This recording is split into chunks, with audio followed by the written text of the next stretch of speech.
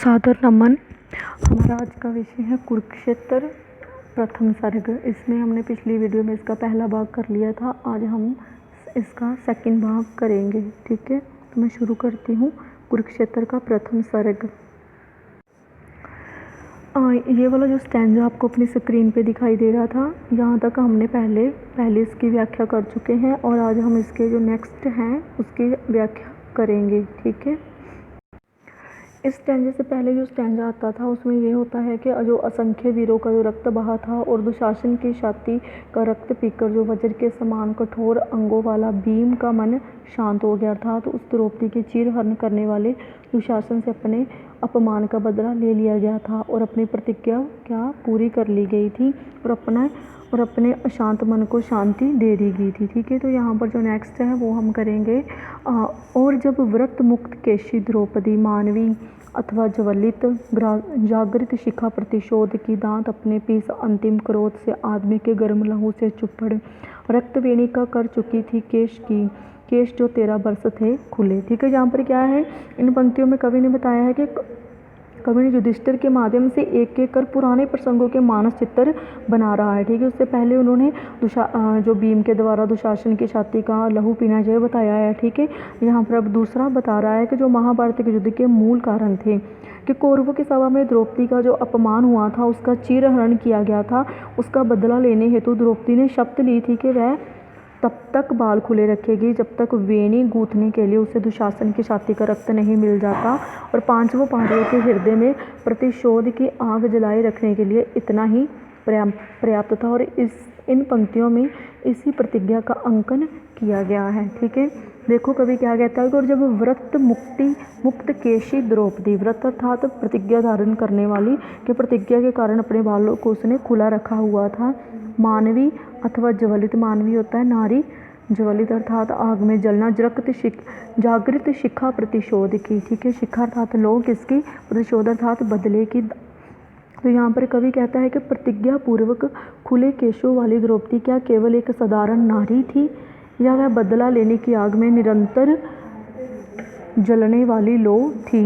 दांत अपने पीस अंतिम क्रोध से आदमी के गर्म लहू से चुप्पड़। ठीक है, उसने अंतिम बार क्रोध में अपने दांत पीसकर प्रतिज्ञा के द्वारा अपने खुले बालों को क्या किया था, आदमी के गर्म लहू से चुप्पड़। ठीक है, उसने अपने खुले बालों को दुशासन की छाती के गर्म लहू से चुप्पड़ कर बांध लिया था। रक्त वेणी कर चुकी थी केश जो 13 वर्ष थे खुले। ठीक है, वो बाल जो पिछले 13 वर्ष से खुले थे, अर्थात निरंतर पिछले 13 वर्ष से पांडवों के हृदय में प्रतिशोध की आग को हवा देते रहे थे, महाभारत के युद्ध के लिए भूमि को तैयार करते रहे हैं। नेक्स्ट देखो, नेक्स्ट है। और जब पविकाय पांडव भीम ने द्रोण सुत के शीश की मणि छीन कर हाथ में रख दी, प्रिया के मग्न हो 5 नन्हे बालकों के मूल्य सी। ठीक है, इसमें क्या है कि इसमें इन पंक्तियों में यह बताया गया है कि युद्ध में कोई किसी पर दया ममता नहीं करता।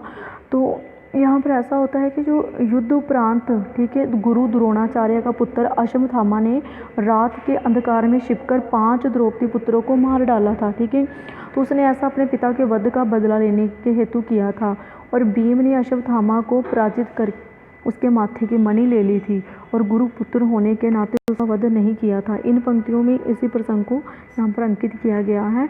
और जब पविकाय पांडव भीम ने, पविकाय अर्थात के वज्र के समान कठोर अंगों वाला, ये कवि कहता है कि युद्ध प्रांत वज्र के समान कठोर अंगों वाले पांडव पुत्र भीम ने द्रोण सुत के शीश की मणि छीनकर, द्रोण सुत अर्थात द्रोणाचार्य का पुत्र अश्वत्थामा, तो द्रोणाचार्य के पुत्र अश्वत्थामा को युद्ध में हराकर उसके सिर की मणि निकालकर प्रसन्न हो हाथ में रख दी, प्रिया के मगन हो। ठीक है, अपनी प्रिया द्रौपदी के हाथ में रख दी, जैसे वह मणि 5 नन्हे बालकों के मूल्य से। ठीक है, जैसे मणि उसके 5 नन्हे बालकों की हत्या के मूल्य रूप में हो। अर्थात भीम ने ऐसा इसीलिए किया कि शोक संतप्ता द्रौपदी कुछ आश्वस्त हो सके, पर क्या एक माँ अपने पुत्रों का दुख इससे भूल सकती है। ठीक है, नेक्स्ट देखो।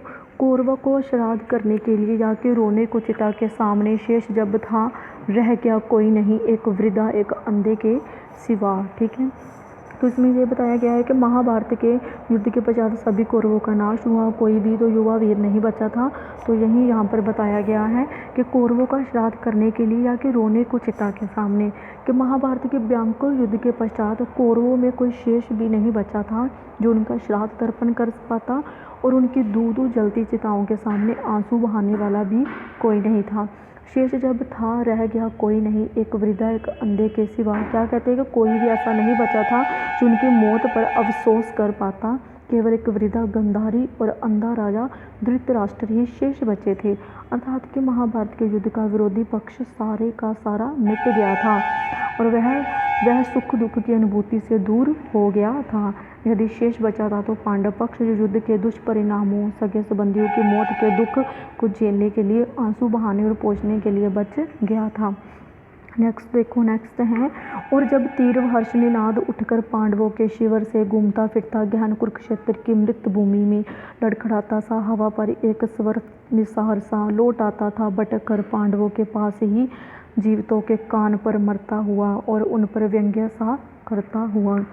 इन पंक्तियों में क्या होता है कि ये युद्ध के महाविनाश के पश्चात है जो उनका जो वहाँ पर सूनापन है और जो पांडवों की दशा है उसका अंकन किया गया है कि और जब तीव्र हर्षनिनाद उठकर पांडवों के शिविर से, तीव्र हर्षनिनाद अर्थात अपार प्रसन्नता की ध्वनियाँ। क्या होता है कि कवि कहता है कि युद्ध में विजय प्राप्त कर जो पांडव हैं वो क्या करें, हर्षनिनाद कर रहे थे और उनके शिविर से अत्यधिक प्रसन्नता की आवाज़ें उठकर कहाँ जा रही थी, कुरुक्षेत्र की शमशान सी भूमि पर, ठीक है, घूमता फिरता गहन कुरुक्षेत्र की मृत भूमि में और शमशान सी भूमि पर घूम फिरकर किसी अर्थहीन आवाज़ की तरह हवा में लड़खड़ाती हुई। क्या होता, लड़खड़ाता सा हवा पर एक स्वर निसार सा लौट आता था, भटक कर पांडवों के पास ही। क्या होता है कि जो अर्थहीन आवाज़ की तरह हवा में लड़खड़ाती हुई फिर से पांडवों के शिविर में लौट आती थी, अर्थात कि उस ध्वनि से शिविर के बाहर ना कोई क्रिया होती थी और ना ही कोई प्रतिक्रिया। जीवितों के कान पर मरता हुआ और उन पर व्यंग्य सा करता हुआ। तो उसमें क्या होता है कि कोई कौरव शेष बचा ही नहीं था जो उस ध्वनि का प्रत्युत्तर दे पाता। ऐसा लगता था कि जैसे पांडवों का वह हर्षनिनाद उन्हें और उनके अनुयायियों के कानों में धीरे से उन पर ही व्यंग्य करता हुआ कह रहा हो, लो पांडवों देख लो, तुम्हारे शिविर के बाहर बिल्कुल सुनसान है, देख लो बाहर महा सुनसान है, सालता जिनका हृदय में लोग वह सब जा चुके। ठीक है, कि बिल्कुल सुनसान है और वहाँ कोई ध्वनि नहीं। जिन लोगों ने हृदय को मेरे कारण से पीड़ा पहुँचती है वह कौरव सभी मर चुके हैं, शेष नहीं बचे हैं। ठीक है, यहाँ पर ये बताया गया। नेक्स्ट देखो, नेक्स्ट है, हर्ष के स्वर में छिपा जो व्यंग्य है कौन सुन समझे उसे, सब लोग तो अर्धमृत से हो रहे आनंद से, जय सुरा की सनसनी से चेतना निस्पंद है। ठीक है, यहाँ पर क्या है कि जो पांडव है युद्ध जीतने के पश्चात अत्यधिक प्रसन्न थे, वे अपनी प्रसन्नता को अपने भीतर समेट कर रख नहीं पा रहे थे और इन पंक्तियों में यही पांडवों की प्रसन्नता का ही अंकन किया गया है कि हर्ष के स्वर में छिपा जो व्यंग्य है। ठीक है, हर्ष अर्थात प्रसन्नता। तो कवि कहता है कि पांडवों की प्रसन्नता के स्वर में जो व्यंग्य छिपा हुआ है कौन सुने समझे उसे, कि उसे कौन सुने कौन समझे, अर्थात ना तो किसी ने सुना और ना ही समझा, सब लोग तो अर्धमृत से हो रहे आनंद से। क्योंकि जो सभी लोग थे, जो पांडव थे, वो आनंद में इतने अधिक डूबे हुए थे कि उनकी चेतना ही मिट गई थी, वे होशो हवास ही खो बैठे थे।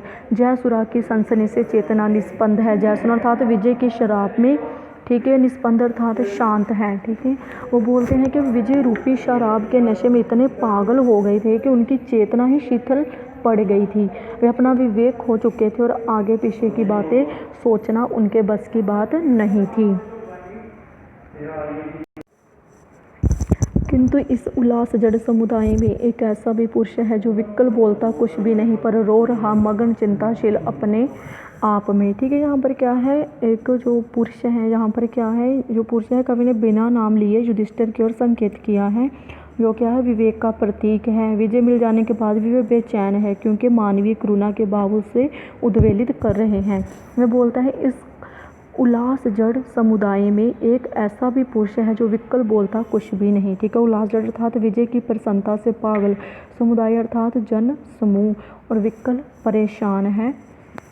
कि कवि कहते हैं कि इस जन समूह में जो विजय की प्रसन्नता से पागल सा हुआ जा रहा है, एक ऐसा भी व्यक्ति है जो दुख से भरा हुआ है पर अपने हृदय के दुख को किसी भी प्रकार प्रकट नहीं कर रहा, अर्थात अपनी पीड़ा से स्वयं ही जूझ रहा है। बोलता कुछ भी नहीं पर रो रहा, मगन चिंताशील अपने आप में। वह अकेला ही चिंता में डूबा हुआ चुपचाप भीतर ही भीतर रो रहा है। वह युद्ध के परिणामों का मन ही मन विश्लेषण कर प्रतिपल आहत हुआ जा रहा है। ठीक है, नेक्स्ट है सत्य ही तो जा चुके सब लोग हैं, दूर ईर्ष्या द्वेष हाहाकार से मर गए जो वह नहीं सुनते इसे, हर्ष का स्वर जीवितों का व्यंग्य। यहाँ पर क्या है कि जो युधिष्ठिर हैं एकांत में स्थित चिंता में डूबे हुए हैं। उन्हें पूर्व घटित घटनाएं रह रह कर याद आ रही है। विजेता पांडव अपने शिविर में हर्ष से पागल हो रहे हैं पर युधिष्ठिर को ऐसा लग रहा है कि ऐसी विजय का क्या लाभ। ठीक है, सत्य ही तो जा चुके सब लोग हैं, दूर ईर्ष्या द्वेष हाहाकार से। युधिष्ठिर अपने मन ही मन सोचते हैं कि ये सच है कि सारे कौरव और उनके अनुयायी युद्ध में काम आ चुके हैं, कोई भी तो शेष नहीं बचा है। मरकर वह संसार की ईर्ष्या द्वेष और हाहाकार से दूर हो गए हैं, मर गए तो वह नहीं सुनते इसे, हर्ष का स्वर जीवितों का व्यंग्य है। जो मरण धर्मय मानव के दुखों से मुक्त हो गए हैं, वे ऐसे लोक में चले गए हैं जहाँ इस पृथ्वी के दुख नहीं है, ईर्ष्या द्वेष नहीं है, हाहाकार नहीं है। वह जो मर चुके हैं, वह जो दुनिया छोड़ चुके हैं, वह इस हर्ष निनाद को नहीं सुन सकते। उनके लिए पांडवों की जीत का स्वर किस काम का। उन्हें ये स्वर सुनकर ना तो कोई कष्ट होता है और ना ही कोई ईर्ष्या, पर जीवित लोगों का हर्ष निनाद इस बात को स्पष्ट प्रकट कर रहा है कि विनाश के बल पर प्राप्त की गई विजय का कोई लाभ नहीं है, इस आनंद का कोई लाभ नहीं है। मर गए जो वह नहीं सुनते इसे, हर्ष का स्वर जीवितों का व्यंग्य है कि वे मृत तो दुख और पीड़ा की सीमा से ऊपर उठ चुके हैं और वह अब सौभाग्यशाली बनकर जैसे जीवित पांडवों की हंसी का मजाक उड़ा रहे हैं, उपहास कर रहे हैं। ठीक है, युधिष्ठिर उसे लग रहा है कि हम जो कर रहे हैं, ठीक है, वो बोल रहे हैं कि जैसे युधिष्ठिर कहता है कि ये जो पांडव वर्ग है ये तो हर्ष कर रहे हैं, ठीक है, उल्लास कर रहे हैं, लेकिन जो मर गए हैं, ठीक है, जो कौरव पक्ष थे उनको तो ये सुनाई नहीं दे रहा, इसीलिए जो जीवित है जो उन पर ही व्यंग्य है, ठीक है, उन पर ही ये एक कटाक्ष है। नेक्स्ट है स्वपन सा देखा सुयोधन कह रहा, ओ युधिष्ठिर सिंधु के हम पार हैं, तुम चिढ़ाने के लिए जो कुछ कहो किंतु कोई बात हम सुनते नहीं। ठीक है, तो यहाँ पर यही होता है कि जैसे युद्ध उपरांत जो पांडव है शिविर में प्रसन्नता में झूम रहे थे, उनका हर्षनाद शमशान भूमि कुरुक्षेत्र की भूमि में घूम फिरकर पुण्य शिविर में लौट आया था। ठीक है, युधिष्ठिर को ऐसा लगा कि मानो दुर्योधन उसका मजाक बना रहा हो। ठीक है, यहाँ पर देखो स्वपन सा देखा सुयोधन कह रहा, ओ युधिष्ठिर सिंधु के हम पार हैं, कि युधिष्ठिर दुख और गलानी के सागर में गोते खा रहा था। चिंता की दयनीय दशा में उसने एक स्वप्न सा देखा। उसे ऐसे लगा कि जैसे दुर्योधन उसका मजाक उड़ाता हुआ युद्ध के दुष्परिणामों को देखने और उन्हें भोगने की चुनौती दे रहा हो। वह कह रहा हो कि ओ युधिष्ठिर, हम तो अब तुम्हारे संसार रूपी सागर के उस पार हैं, तुम चिढ़ाने के लिए जो कुछ कहो किंतु इस कोई बात हम सुनते नहीं, कि हम तो तुम्हारे संसार रूपी सागर के उस पार हैं जहाँ ना तो विजय से प्राप्त आनंद की अनुभूति होती है और ना ही पराजय से निराशा या लज्जा का आभास होता है। इस लोक में हमें तुम्हारी संसारिक उपलब्धियों से कुछ लेना देना नहीं है, हमारे लिए वह महत्वहीन है। हम संसार रूपी सागर से बहुत दूर हैं, अतः तुम्हारी चिढ़ाने वाली बात हम पर कोई प्रभाव नहीं डालती, क्योंकि वह हम तक पहुँचती ही नहीं है। ठीक है, नेक्स्ट देखो, हम वहाँ पर हैं महाभारत जहाँ दिखता है स्वप्न अंत्य शून्य सा, जो घटित सा तो कभी लगता मगर अर्थ जिसका अब ना कोई याद है। ठीक है, यहाँ पर क्या है कि युधिष्ठिर को लग रहा है कि युधिष्ठिर को ऐसा आभास हुआ है कि दुर्योधन उस पर व्यंग्य कस रहा है, क्योंकि विजित पांडवों के हर्षनाद के स्वर उसे व्यथित नहीं कर पा रहे हैं, उस पर पहुँच नहीं पा रहे हैं। तो यहाँ पर हम वहाँ पर है महाभारत जहाँ दिखता है स्वप्न अंत्य शून्य सा, को युधिष्ठिर को ऐसा लगता है कि दुर्योधन उसे संबोधित करता हुआ कह रहा है कि युधिष्ठिर, अब हम मरकर उस लोक में पहुँच गए हैं जहाँ महाभारत का युद्ध व्यर्थ दिखाई देता है, जहाँ संसारिक उपलब्धियाँ निष्प्रयोजन हैं, उनका कोई महत्व नहीं है, जो घटित सा तो कभी लगता मगर अर्थ जिसका अब ना कोई याद है। हमें कभी कभी ये तो याद आता है कि कभी महाभारत का युद्ध हुआ था, वह क्यों और किस लिए हुआ था ये याद नहीं है, अर्थात अब इसका महत्व हमारे लिए शून्य है। जहाँ हम हैं वहाँ जय पराजय महत्वहीन है।